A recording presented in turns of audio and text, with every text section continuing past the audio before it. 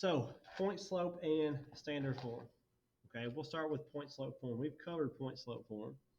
Okay, so point slope form is exactly what it says. It's a point and a slope. So you're going to use point slope form when you're given a point and a slope. So point slope form is y minus y1 equals m times x minus x1. Okay, so point slope form is given to you when you have a point and a slope. All right, so I'll put that out here, a point and a slope. Okay, so your point is going to be obviously xy, okay, but we can label that x1, y1, and your slope is m. All right, so an example is going to say something like this. It's going to say, what is the equation of a line that passes through 3, -7 with a slope of 1/5. So it's asking, what is the equation of a line that passes through 3, -7 with a slope of 1/5? Now, for these particular questions, it's not going to, it may not say what is the point slope formula or what is the standard form, what is the slope intercept form. Okay, the thing that we need to look for here is it gives us a point and it gives us a slope. Okay, so point slope. All right, so I know this is going to be point slope form. And point slope form is, again, y minus y1 equals m times x minus x1. Okay, so all we're going to do here is we're going to substitute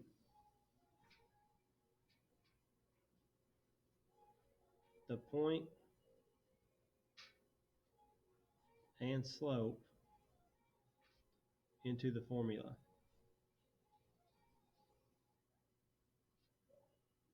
Okay, so the first thing I would do here, step one, I would label points.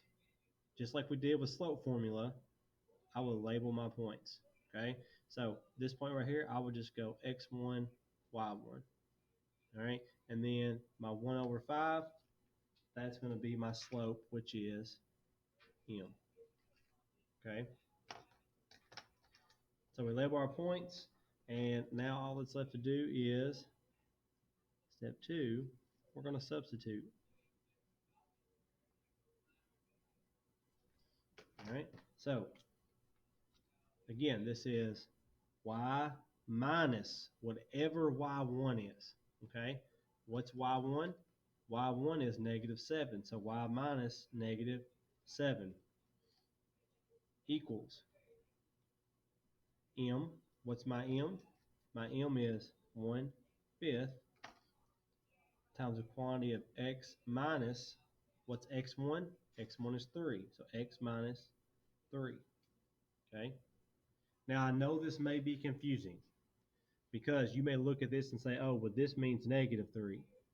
All right. Yes, by all means, -3. But this is x minus whatever x1 is. Okay, whatever x1 is. So what I've noticed in IXL is this is how they're going to want you to write that formula in IXL. Okay. However, I would write that formula like this. Okay. These two negatives cancel each other, making a positive.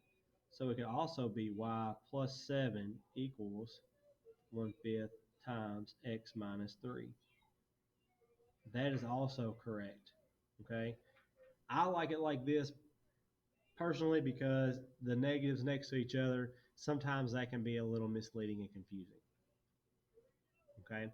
So all you're doing is you're taking this and you're substituting it into this formula. All right.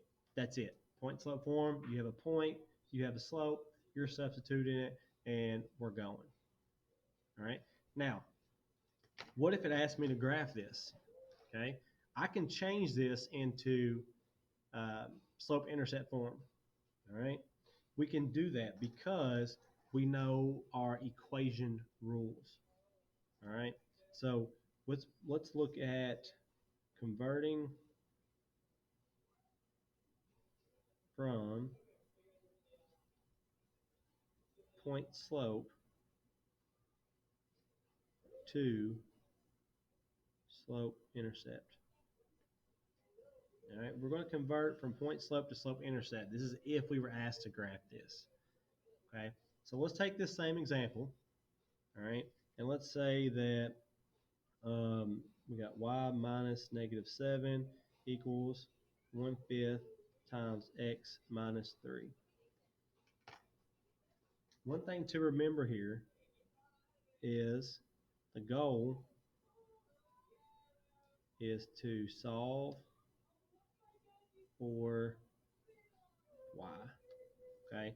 Because you want slope intercept form, which is y equals mx plus b. Y is by itself here. We want to solve for y, so I can solve for y here. All right, so we're going to walk through all of our steps here. So if we're doing this, step 1,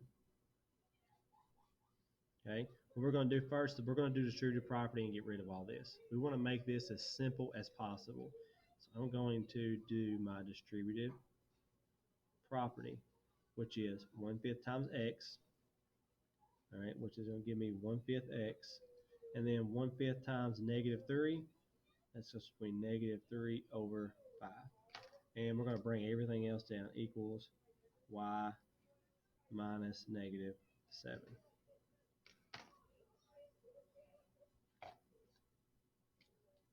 So we have this, we can't combine nothing over here, and I want to get y by itself. So how am I going to get y by itself?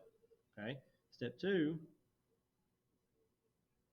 again, notice why I changed this the way I did because of those two negatives. Okay, so this is technically +7.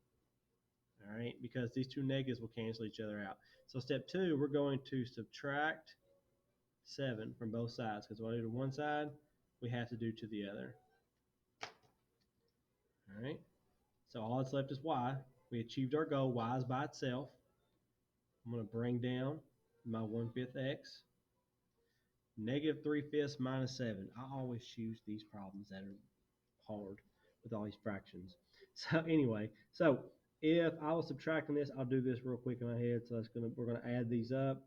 That's gonna be 35 over 5. So -38 over 5. So minus 38 over 5. This would be your equation in slope intercept form. Okay. All we did was we solved for y. We took our point slope formula, we simplified this right side here, okay?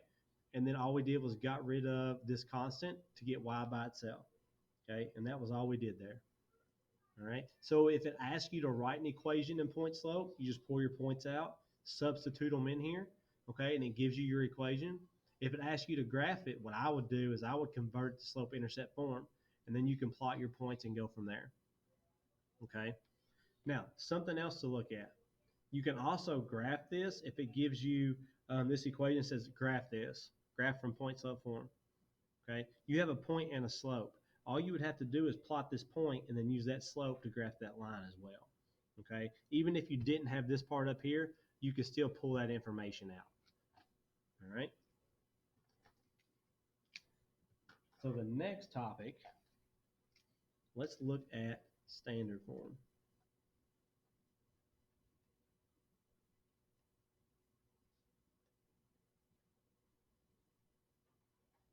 Standard form looks something like this. You have ax plus by equals c. This is standard form. You have ax plus by equals c.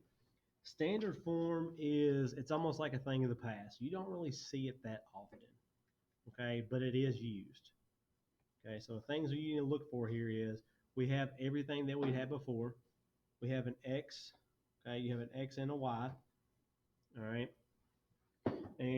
your C normally is going to be your y-intercept, but it's technically not your y-intercept because if we were to solve for y, we would have to do some division.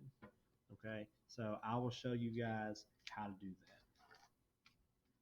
So let's say we have our first example for this one. We're going to convert from standard form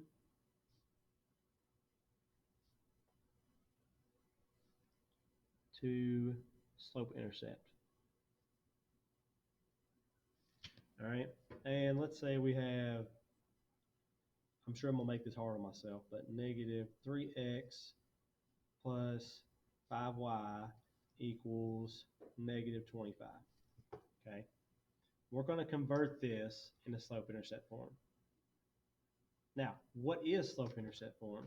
Okay, so just like we did, we know it's y equals mx plus b. Same goal applies for up here. We want to get y by itself. That's my goal for this right here, is to get y by itself. Okay, so how do I get y by itself? Negative 3x plus 5y equals negative 25. The first thing I'm going to do, okay, is I'm going to add 3x to both sides. So I want to get rid of that 3x. So what I do to one side, I'm going to do to the other. And what we're going to have is 5y equals 3x minus 25. Now, some of you might ask, well, why didn't you just put negative 25 plus 3x? The reason I did that is because I'm keeping it in the same order as slope-intercept form is. All right, if you do that, it makes it a lot easier on you, and it's probably more appealing to the eye. Okay, so you can have negative 25 plus 3x, but always remember that if you leave it like this, the number in front of that x is your slope. Okay, the negative 25 isn't your slope, it's whatever is in front of x. And my last step here, we want to get y by itself, so I divide by 5. And what I do to 1 over here, I have to do to everything over here. Okay, so that will give me my final equation. I'm going to put that up here so we can start a new page. It's going to be y by itself equals 3/5. I'm going to leave this as a fraction because it's a slope, so it's rise over run. 3/5 x, and negative 25 divided by 5 is negative 5. Okay, and that is going to be your formula in slope-intercept form. So you're just solving for y. Okay, so if you get an equation that has something x plus something y equals a number, that's in standard form. You can always convert standard form into slope-intercept form. Okay, always just solving for y. And notice everything is kind of going back to slope-intercept form because that is the most common form to find anything in. All right.